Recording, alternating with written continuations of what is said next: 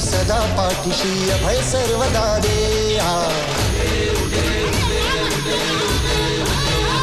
हे संकट भारी तुझी तारी भक्तांना माते, उभी राही तू सदा पाठीशी अभय सर्वदा दे. शेवटची ही वाट चालण्या,